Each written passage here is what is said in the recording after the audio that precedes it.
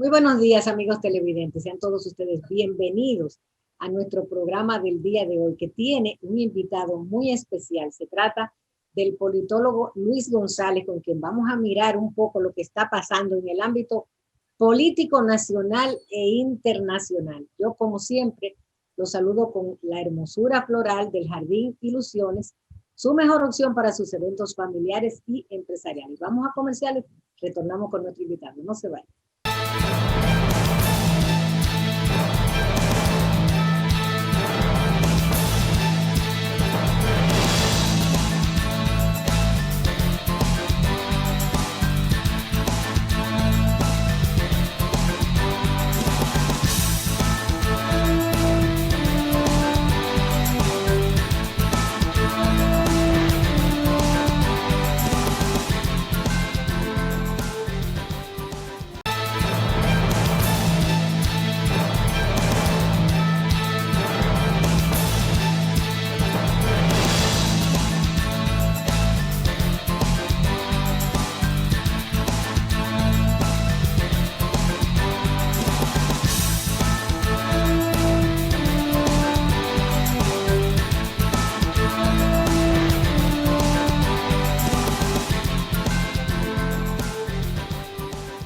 Para mí es un placer y un honor contar en el día de hoy con la presencia del politólogo Luis González. Lo hemos invitado para mirar lo que está pasando en el ambiente político del país. Buenos días, Luis. ¿Cómo estás? Bien, buenos días, Dania. Gracias por el honor, la invitación. Desde el año pasado no nos veíamos. Así es, así es. Muchos acontecimientos han pasado, pero este es el momento de analizar la realidad de este día. Y yo voy a comenzar justamente con un tema de mucha actualidad. Los primeros 6 meses del presidente Luis Abinader se van a cumplir en unos días y él va a realizar su primera rendición de cuentas ante el Congreso Nacional el próximo 27 de febrero. Vamos a comenzar con este tema. ¿Qué te parece? Claro, uno de los temas más importantes porque se trata incluso de algo establecido en la Constitución de la República Dominicana. El artículo 128 donde establecen las atribuciones del presidente de la República. Una de ellas es precisamente presentar ante el Congreso, ante la Asamblea Nacional, que es el poder del Estado que participa mayor cantidad de personas, o sea, donde da la representatividad del pueblo, presentar sus memorias. Y va a ser, como usted señala, de 4 que tendrá. La primera, el presidente Luis Abinader, que el pasado 16 de agosto asumió 6 años de gestión. Los primeros 100 días todo el mundo lo valoró positivamente. Yo entiendo, Dania, que en estos primeros 6 meses el presidente ha enviado un mensaje de que por lo menos tiene la intención de plantear las transformaciones que demanda la República Dominicana en sectores tan importantes como, sobre todo, y el primero, la salud, porque recibió una situación sui generis única en la historia de la República Dominicana y de los últimos años, el tema de la pandemia. Entonces, ha enfrentado con algunas, ahí tenemos que señalar que ha habido algunas críticas, un ir y venir con respecto a los toques de queda, con respecto a los cambios de horarios, pero usted sabe muy bien,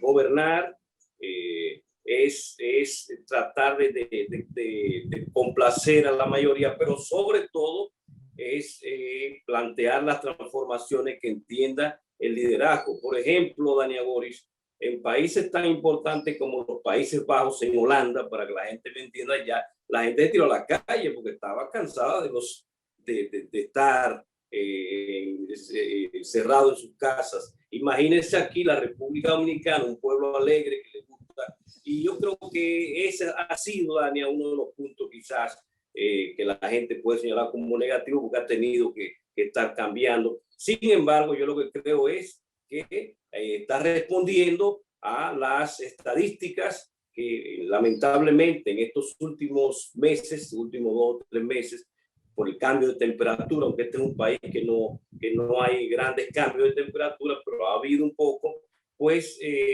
ha habido una segunda ola del tema de los contagios del COVID, incluso hemos tenido picos incluso de muertes, y eso diríamos que es el tema que más atención ha llamado del gobierno, y yo entiendo, yo le daría un punto de vista positivo ahí. Ahora el presidente, el 27 de febrero, se va a referir también a eso.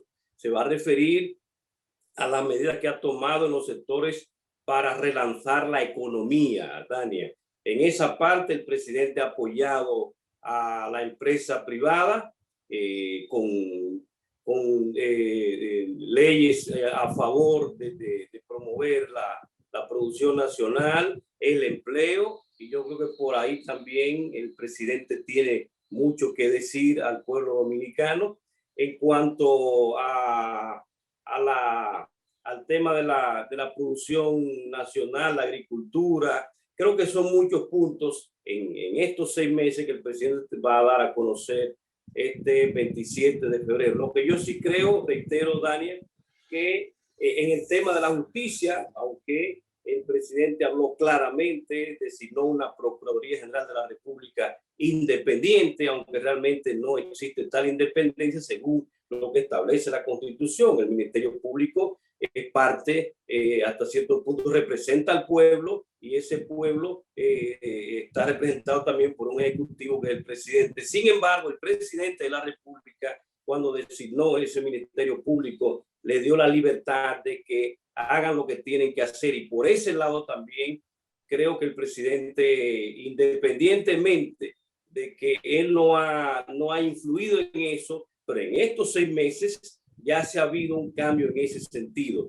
Lo que en campaña el PRM y el presidente proponen de que va a haber justicia, creo que se está viendo en estos 6 meses. Me parece, en el tema internacional, Dania Boris, con el canciller Roberto Álvarez, la política está clara con respecto a las relaciones con Estados Unidos, con China, con otros países del mundo. Se han fortalecido las relaciones con otros países. La Cancillería se ha modernizado, se ha replanteado con la visión del canciller Roberto Álvarez, independientemente del tema del COVID, de que no podemos tener esos contactos permanentes que se tenía antes. No ha habido los viajes acostumbrados de un canciller. El canciller dominicano creo que ha salido a Puerto Rico y a Haití, Roberto Álvarez, pero aún así ha tenido la conexión con el mundo. Ese es un tema que hay que verlo con más, que vamos a ver lo que el presidente reitera este 27 de febrero, la posición con respecto a sus relaciones con los Estados Unidos, un Estados Unidos que ahora tiene una nueva administración a partir del pasado 20 de enero. Creo que de manera muy sucinta, esos serían los puntos en los cuales el presidente va a hacer énfasis en la propuesta, en la presentación de sus primeros 6 meses de gobierno. En el día de hoy, el Partido de la Liberación Dominicana está celebrando su Congreso Nacional. Yo quisiera que habláramos un poquito sobre tu visión de este gran evento que pone al partido a moverse a nivel nacional.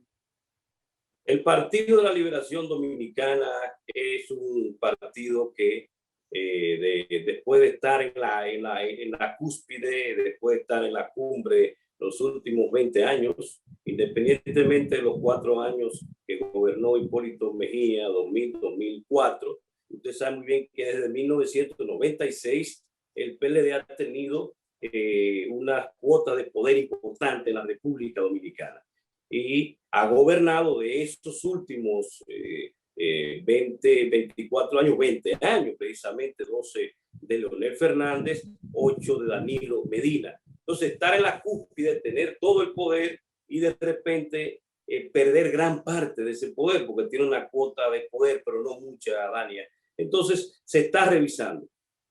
Pero además se divide de nuevo. Digo de nuevo porque el PLD surge precisamente de una división del PRD.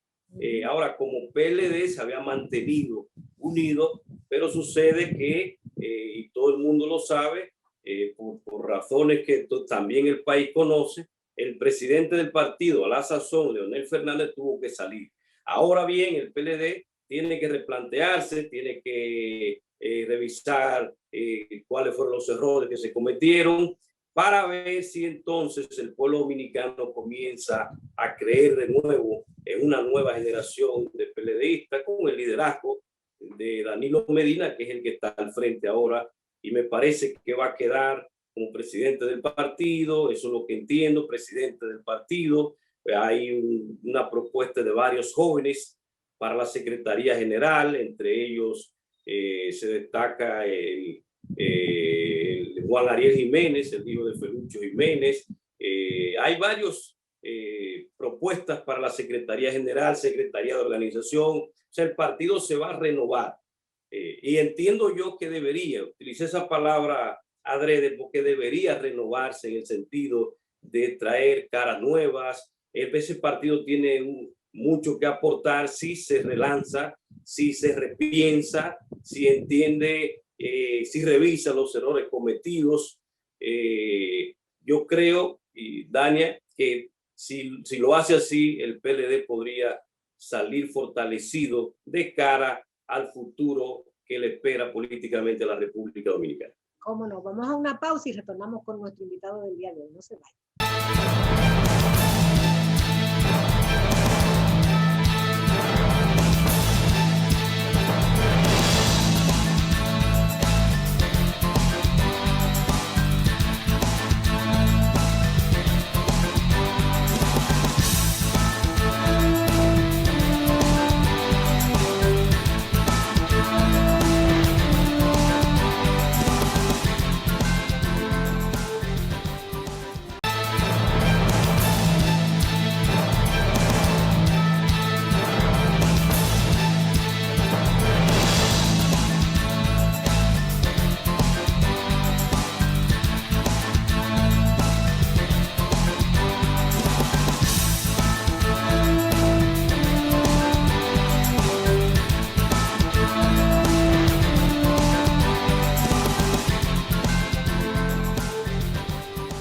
Estamos entrevistando en el día de hoy al politólogo Luis González. Yo lo quiero llevar ahora al terreno internacional para analizar el impacto para República Dominicana de la elección de Joe Biden como nuevo presidente de Estados Unidos. Y hay que acotar que Luis González ha tenido dos grandes aciertos.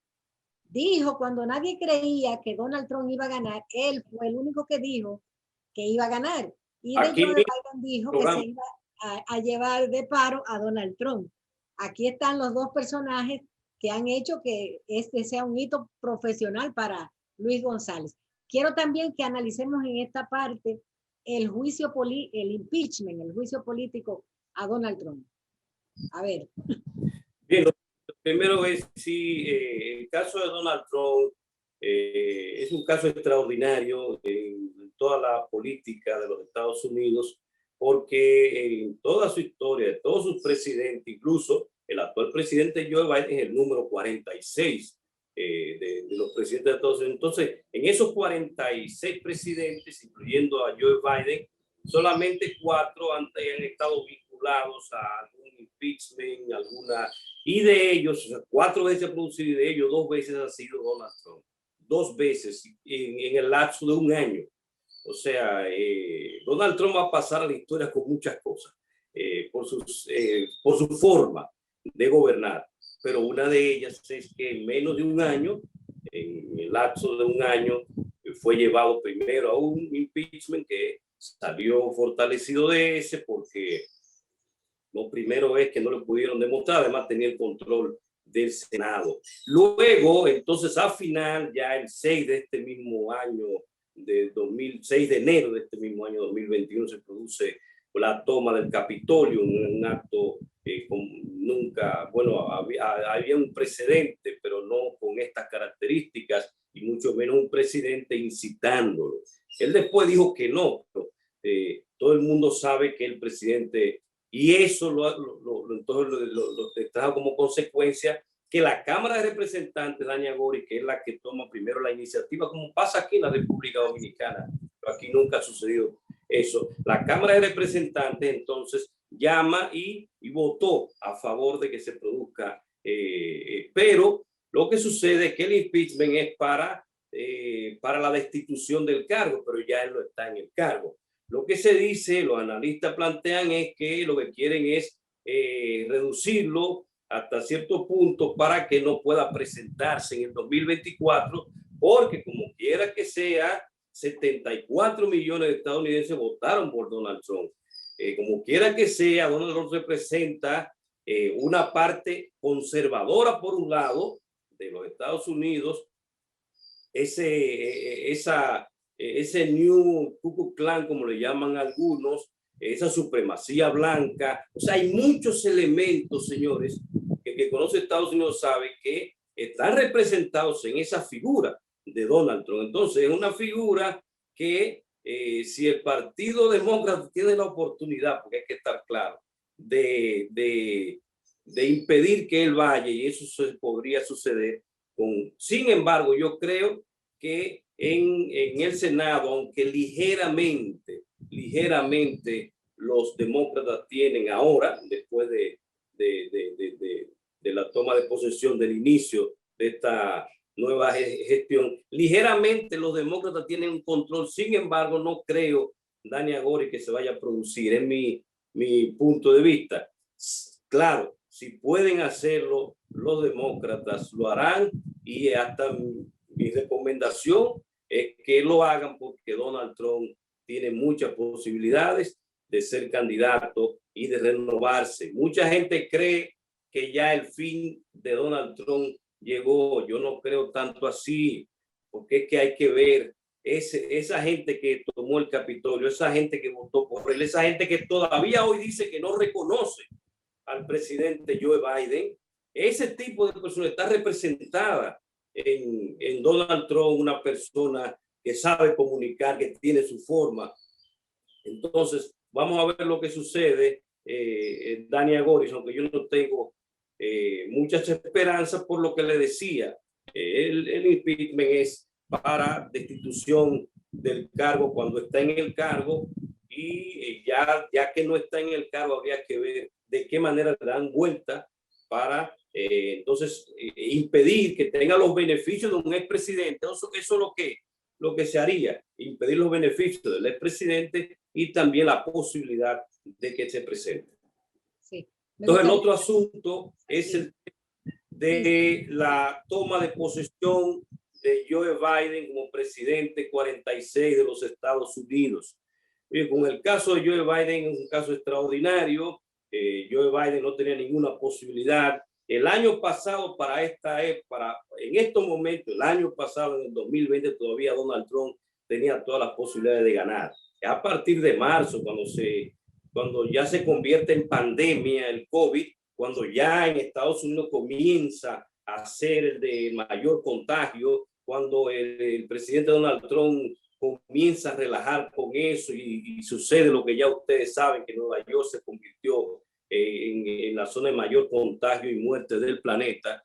Es a partir de abril que comenzaron a ver la posibilidad de que Donald Trump perdiera, y el ascenso de los precandidatos demócratas, que eran varios en ese momento. Ahora, en este momento del año pasado, todavía no era un candidato, sino precandidatos. Entre ellos, Kamala Harris estaba, y ahora es la vicepresidenta, que es un hecho extraordinario también y único, porque es la primera mujer de ascendencia negra y también medio asiática. Es un tema muy interesante. Entonces, como le decía, un caso extraordinario, porque ni siquiera se iba a presentar. Usted sabe, Dania, que es el hijo de él que muere de cáncer que le pide: papá, preséntate de nuevo. Y él, un poco por la memoria de su hijo, se presenta. Pero ya Joe Biden había intentado 3 veces ser presidente de los Estados Unidos, y por muchas razones no había podido. Y esta vez se presentó hasta cierto punto para cumplir con la memoria de su hijo y las circunstancias, porque así en la vida, por eso hay que estar en la tómbola. Uno no sabe. El que esté en la tómbola tiene la posibilidad de ser sacado, y tú no estás ahí, nunca vas. Entonces, eso fue lo que sucedió. Entonces, asumió el pasado 20 de enero de manera muy extraordinaria, diferente a las anteriores. Usted sabe muy bien que es un acto multitudinario, que se llena todo la escalinata del Capitolio, Esta vez no, está muy separado por las situaciones. E incluso generalmente es al mediodía del 20 de enero y esta vez comenzaron unos minutos antes porque muchos actos no se realizaron y él asume entonces como a las 11:45 de la mañana del pasado 20 de enero, jura y luego un discurso muy positivo, llamando a la unidad, llamando incluso a los que votaron por Donald Trump de que él es el presidente de todos, que es lo correcto. Sin embargo, hay que ver también en el tema internacional, habló de que los Estados Unidos volvería al escenario internacional, porque Donald Trump hasta cierto punto lo sacó, salió del Acuerdo de París, salió de varios acuerdos, y eso lo ha hecho. Las primeras órdenes ejecutivas del presidente Donald Trump el presidente Joe Biden fue volver al escenario internacional y designó, como se esperaba, a Anthony Blinken como secretario de Estado, un hombre de confianza del presidente.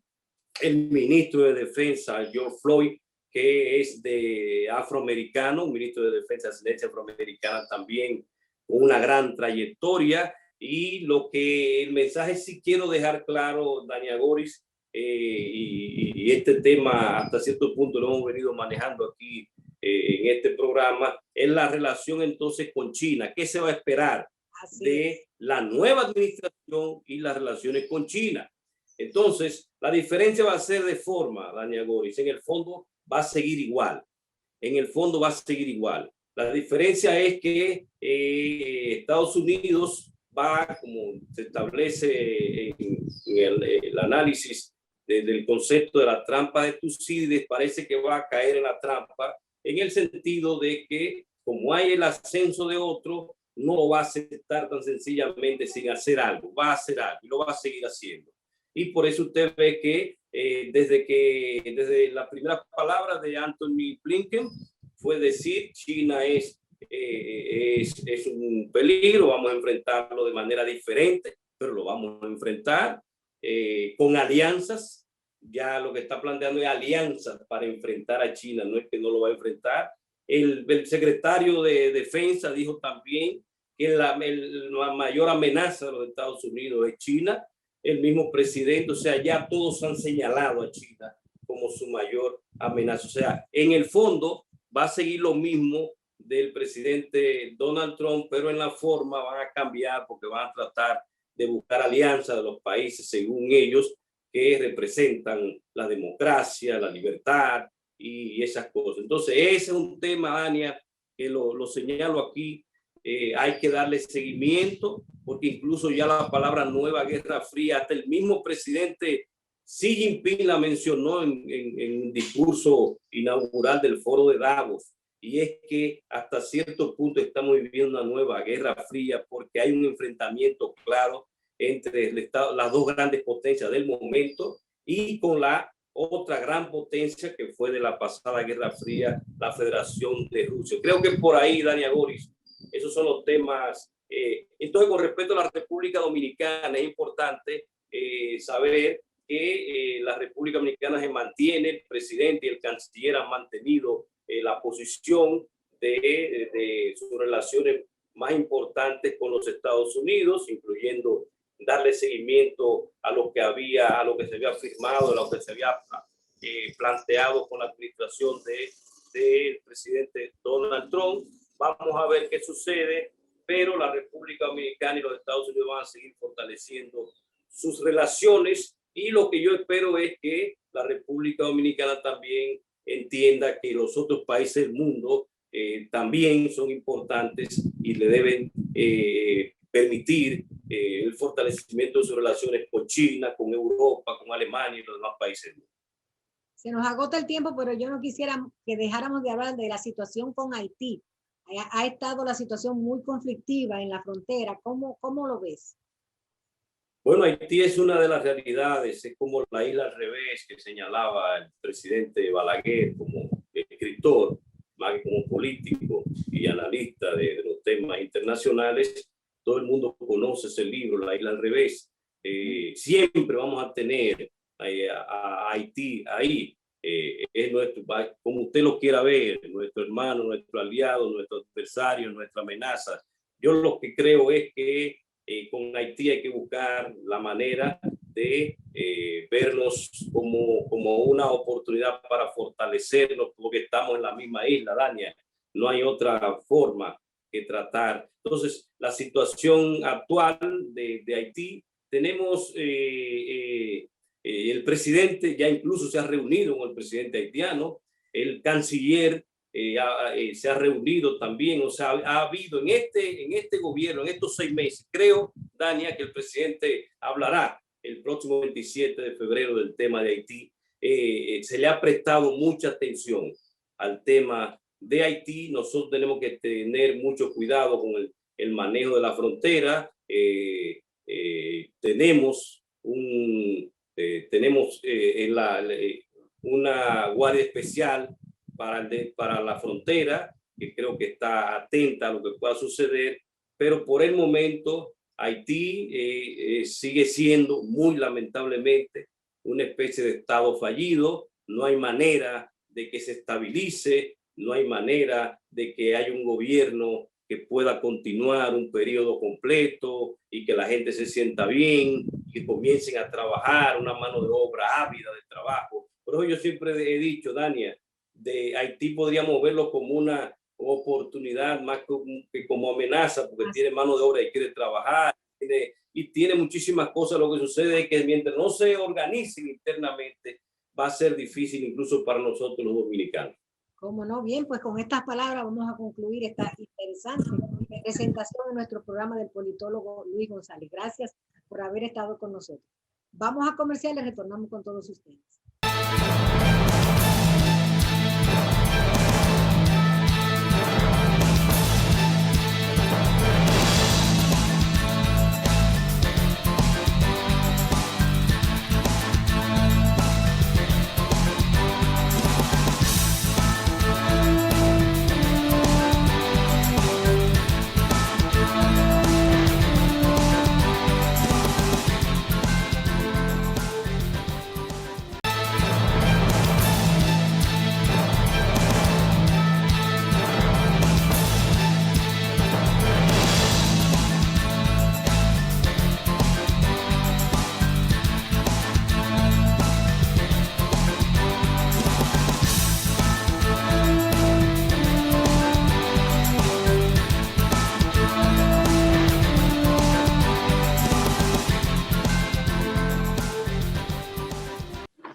Amigos televidentes, muy buenos días y como siempre nuestra gratitud por la compañía que nos hacen para llegar a sus hogares en otra propuesta de palpitar económico de puntos de vista.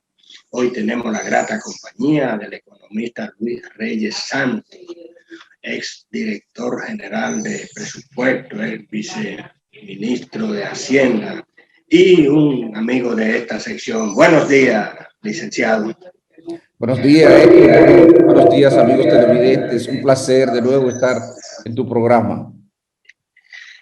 Hubo algo que a mí me llamó mucho la atención y sí, y hasta te confieso que me preocupó algo. Fue tu reciente artículo semanal en el periódico El Caribe, donde yo, es una interpretación mía, no estoy diciendo que está tácitamente explícito en ese escrito, pero yo me asaltó la idea, digo, Cuncho, pero estamos diría yo, en la víspera de una estanflación. Bueno, no necesariamente en una estanflación, pero sí en una coyuntura económica complicada, porque la estanflación es una situación donde se combinan una situación de altos precios, o sea, de inflación, con una situación de estancamiento económico o de contracción económica. Nosotros estamos en un periodo de recuperación económica, quizás yo te diría una recuperación importante, que tal vez no recuperemos los niveles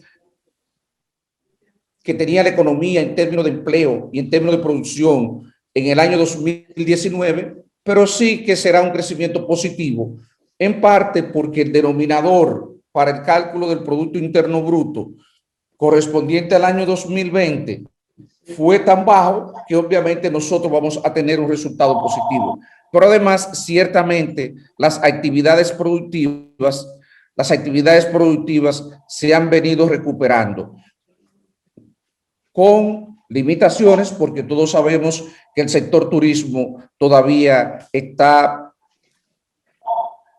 reactivado en un porcentaje, digamos que muy disminuido. Esa es realmente la situación. Ahora, hay un brote inflacionario que se ha venido alarmando en los últimos meses, porque tampoco esto no es una situación del presente, es que ya venía arrastrándose desde el segundo semestre del pasado año, y a partir de enero han surgido nuevas presiones que aseguran que le van a dar continuidad a ese proceso inflacionario que se inició, digamos, en el último semestre. Exactamente fue en el mes de junio del año 2020,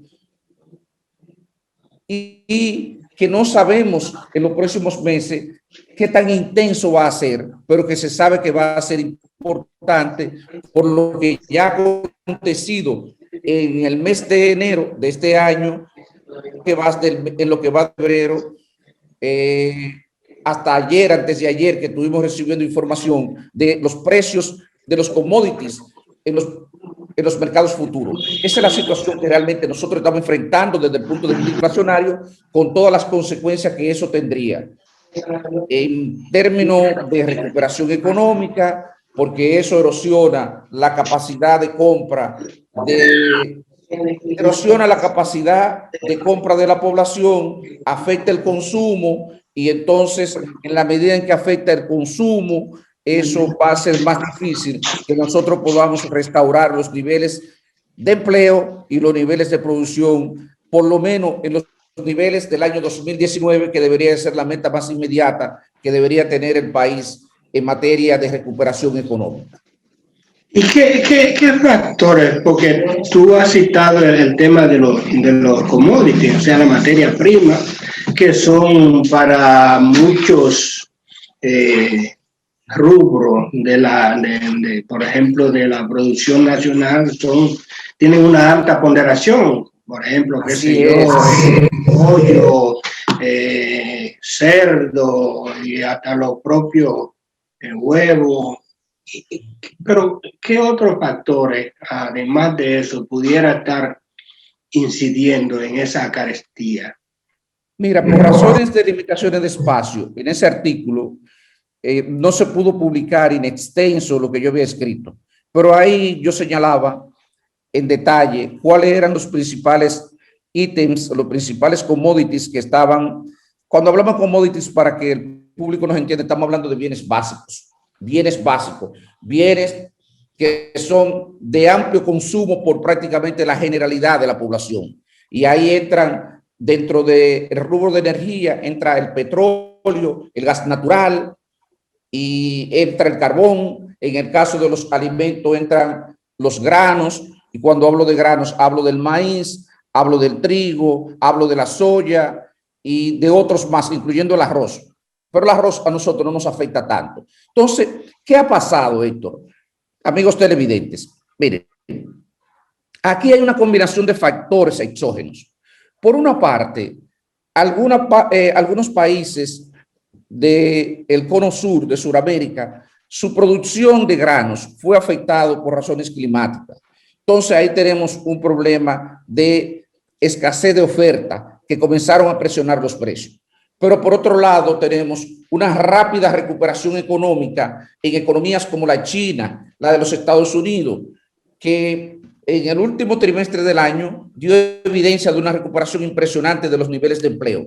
Para que tengamos una idea, en Estados Unidos el desempleo llegó a alcanzar 14, 15, 16%, y ya en el último trimestre del año su desempleo había disminuido a un 6% respecto a un 3% que tenía justo antes de la crisis. O sea que prácticamente Estados Unidos está muy cerca de alcanzar el pleno empleo. Esa recuperación económica ha aumentado la demanda en una situación de escasez. Entonces eso ha presionado los precios. Eso es en el caso de los granos. Como resultado de que no hay suficiente oferta, ¿qué es lo que ha ocurrido? Que los países han tenido que apelar a consumir los inventarios que tenían acumulado de esos granos. En el caso de Estados Unidos, y ese es el indicador, cuando cae el nivel de inventario de esos bienes básicos, el mercado sabe que va a haber presiones de precio, y por eso hemos visto esos aumentos que se han dado en el caso de la soya, en el caso del maíz, pero sobre todo el primero, que son insumos básicos para la producción de pollo, de cerdo, de huevo y así sucesivamente. Entonces, en el mes de enero, estos precios dan un salto como resultado de esa situación. Y por otro lado, tenemos que por razones climáticas, el invierno ha sido más severo en China de lo que se tenía previsto, y ha habido también, por el lado de la oferta, restricciones de parte de los países que están agrupados en la OPEP para restringir la oferta de petróleo y mantener y estabilizar los precios. Entonces, esa combinación de aumento de demanda de los precios del petróleo por un lado y las restricciones de la OPEP han dado como resultado presiones sobre los precios del petróleo. Y para que tenga una idea de la intensidad de esto, en el mes de octubre, el Banco Mundial, en una publicación que realiza sobre la perspectiva de los precios de los bienes básicos, decía que el precio promedio para el año 2021 del petróleo iba a ser de $44 el barril en promedio.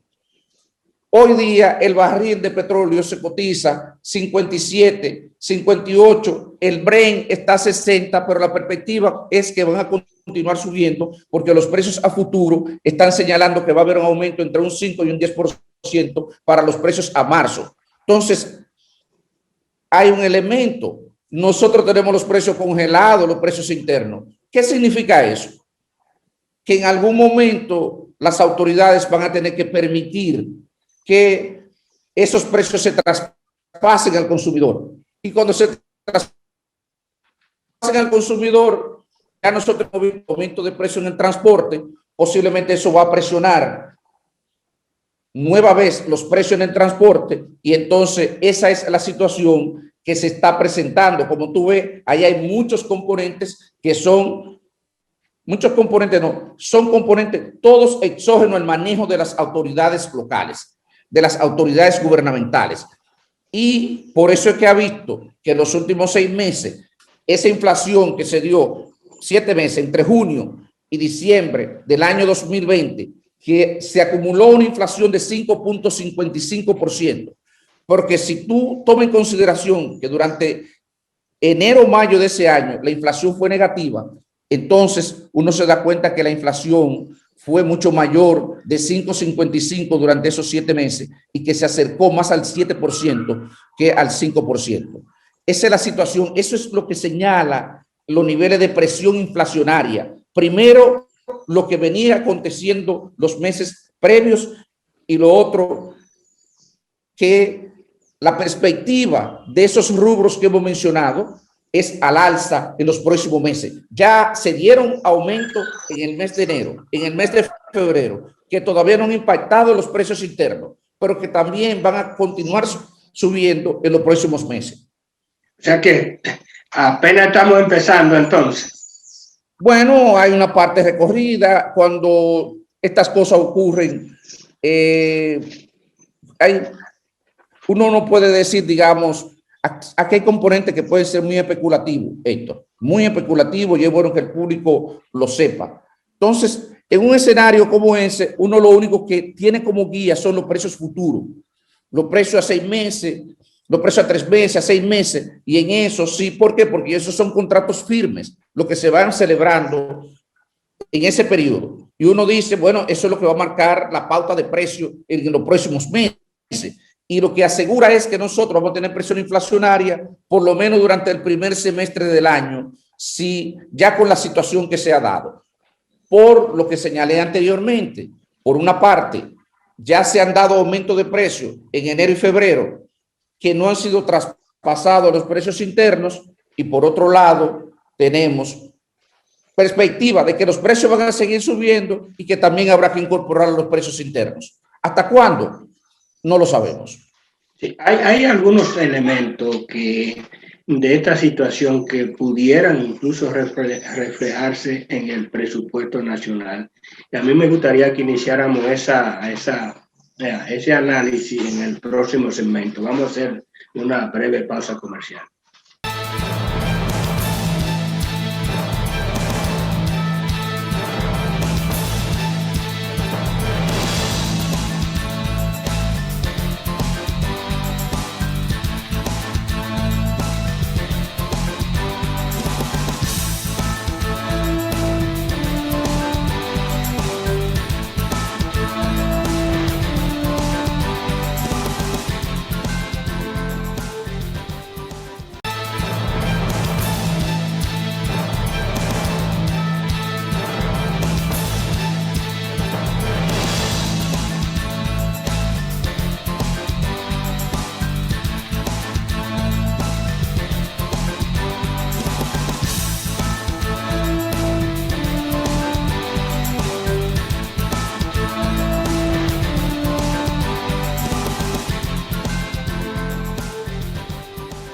Continuamos la conversación con el economista Luis Reyes Santos. Yo te señalaba cuando despedíamos el segmento anterior sobre algunos impactos que pudieran producirse en el presupuesto nacional que estamos ejecutando ya, porque algunos de los supuestos, por ejemplo, el del petróleo, que fue proyectado a una tasa, a un precio promedio de $45.5 por barril, y ya tiene algunos 12 por encima. Claro, es un promedio que se estima, pero ¿cómo pudiera eso incidir en el presupuesto, en la ejecución del presupuesto? ¿En qué variable afectaría? Bueno, en varias de ellas. Bien, lo primero es que todos sabemos que nosotros tenemos un mecanismo de transferencia de los aumentos de los precios del petróleo y sus derivados. La transferencia al consumidor no se da de manera automática. Es un mecanismo opaco, es un mecanismo que, si se quiere, para decirlo de una forma más elegante, es administrado por las autoridades. Y eso lo han hecho todas las autoridades, para que no se vaya a pensar que uno está haciendo una crítica a las autoridades. Eso lo han hecho todos los gobiernos prácticamente desde que comenzó la aplicación de la ley de impuesto, a los carburantes. El tema de entrada es el siguiente. Si tú tienes un proceso inflacionario, un brote inflacionario como el que estamos viviendo, en cierne, y eso está golpeando fundamentalmente a los sectores de menores ingresos, ¿a través de qué? A través del transporte, a través de la carne de cerdo, a través de la carne de pollo, a través del pan, a través de no sé cuántas otras cosas más, pero de manera importante. ¿Por qué? Porque el impacto de los precios, cuando yo digo la inflación fue 5 y tanto %, es un indicador, pero eso no significa que esa inflación se distribuyó de manera equitativa entre toda la población y entre todos los sectores, entre todos los segmentos de ingresos. Ese es el mayor problema que enfrentan. Cuando las autoridades se percatan que ese brote inflacionario está impactando fundamentalmente a los sectores de menores ingresos, entonces tiene que salir, y ahí comienzo, le doy continuidad a la respuesta a tu pregunta, tiene que salir en auxilio de esa población y tiene que activar el INESPRE, que ya ustedes han visto las acciones que ha estado adoptando, y tiene que reunirse con los productores, establecer precios de sustentación para ellos, y tiene que establecer financiamiento a tasa concesionaria o tasa cero. Entonces, todo eso son costos que se agregan al presupuesto. Pero el mayor tema es el siguiente. El mayor tema tiene que ver con los ingresos fiscales. Cuando son, no recuerdo cuántas semanas, consecutiva habían aumentado los precios de los carburantes, pero te aseguro que varias semanas. El ministro de Industria y Comercio había adoptado las medidas de reajuste y seguía detrás, digamos, de cerrar la brecha entre los aumentos de los precios internacionales y los precios locales. Lo congeló la semana pasada. ¿Qué significa eso? Que el Estado no va a permitir, no va a percibir parte de los ingresos que debió de percibir, porque tiene sencillamente que asumir el hecho de no haberle traspasado a los consumidores el aumento de precios, los aumentos de precios que pueden haber tenido lugar la semana pasada o los acumulados que todavía él no ha reajustado. ¿Cuánto significa eso? No lo sabemos, pero ese es el primer costo. Normalmente eso significan cientos de millones de pesos. Es una deuda que asume el gobierno, ¿verdad? ¿Eh? El gobierno asume esa deuda. El gobierno la asume, no la transfiere o la difiere a ver si se crean las condiciones para ver si en algún momento los precios bajan y entonces ellos pueden ajustar y compensar esa caída. Pero si no se da, el gobierno tiene que asumirla. Y ahí comienzan, y ahí se pueden acumular en una situación como esta, donde los precios han subido muy rápidamente, miles de millones de pesos. Miles de millones de pesos, y el gobierno va a depender, obviamente, del tiempo que tarde el gobierno en traspasarle esos precios al consumidor. Pero imaginémonos que eso dura un mes, 2 meses, 3 meses. Obviamente los costos son muy altos para el gobierno. Eso es por el lado de la recaudación. Por el lado de la producción, señalé el tema de que para contener los aumentos de precios que golpean a los sectores de menores ingresos, entonces el gobierno tiene que otorgar una serie de subsidios, precios de sustentación, financiamiento en condiciones blandas, y eso también son costos. Esos son costos también para el gobierno. Y hay un aspecto aquí todavía que se torna más complicado, que no sabemos, porque si la inflación acumulada, Héctor y amigos televidentes, alcanza un nivel de 10%, recordemos que hay que revisar este año, debemos de revisar en algún momento, no recuerdo cuánto que establece la ley, no recuerdo si es en el mes de abril, pero hay que revisar el salario mínimo. Hay que revisar el salario mínimo. Si llegamos a inflación de 2 dígitos en un escenario como ese, ¿cuánto le puede costar al gobierno? ¿Cuánto le puede costar al sector privado esto? Esos son los grandes temas que hay que ver. Esos son los temas que tenemos que sentarnos. Entonces, el costo de eso todavía está por verse, porque el proceso está en marcha. Todavía los precios no se han estabilizado, pero sí sabemos que ya tienen costos importantes para el gobierno, pero sobre todo que además de los costos financieros, el gobierno posiblemente enfrenta una situación más difícil, más complicada para gestionar el conjunto de problemas que tiene de frente, el conjunto de problemas que tiene que afrontar en las circunstancias actuales. Luis, pero tomando en cuenta que todos esos factores son básicamente exógenos, son importados, que no necesariamente se generan aquí. Ahora, ¿cómo podría desde el gobierno manejar sus políticas económicas para tratar de paliar o minimizar los efectos de esa presión inflacionaria que hay ahora? Mira, la respuesta que yo te voy a dar puede variar dependiendo de la orientación ideológica del economista de que te hablo. Posiblemente si tú hablaras con una persona que tiene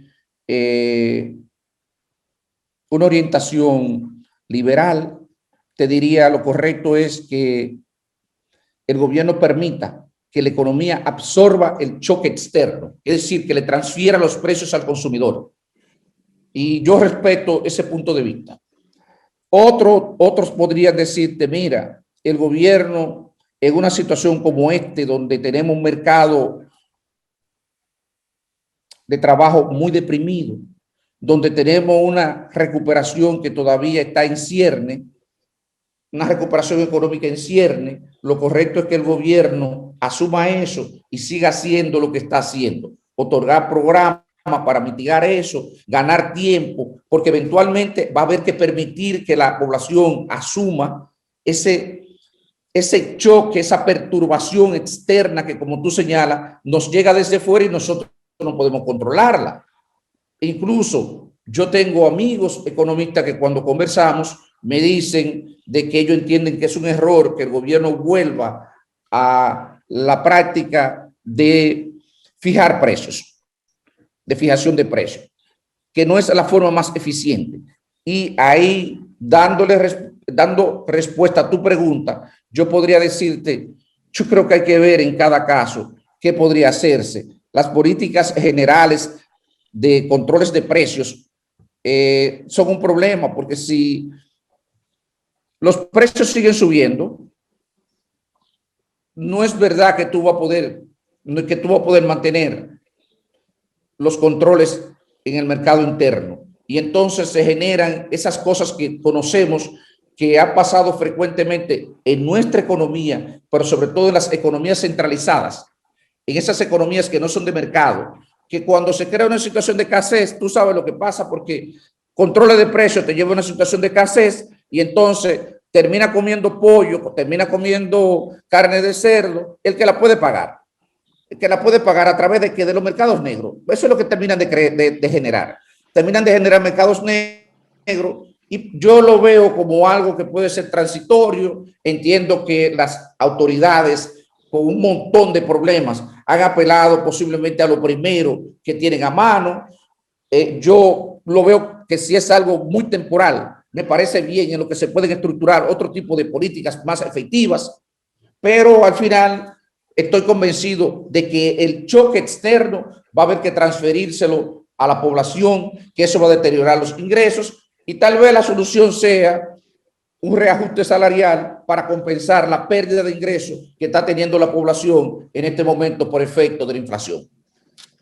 Pero, bueno, lo que pasa es que el mercado laboral dominicano, bueno, lástima que nada más nos queda un minuto, está muy débil. Y además el tema de la salsa solamente cuando se da en el sector privado es para el nivel del salario mínimo. Los demás niveles, aunque se corren, pero son libres.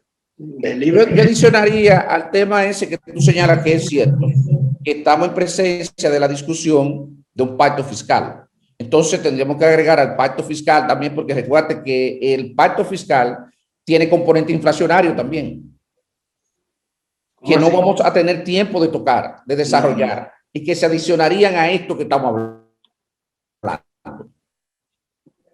Yo creo que eso lo dejo aquí, porque tiene que ser materia de otra conversación.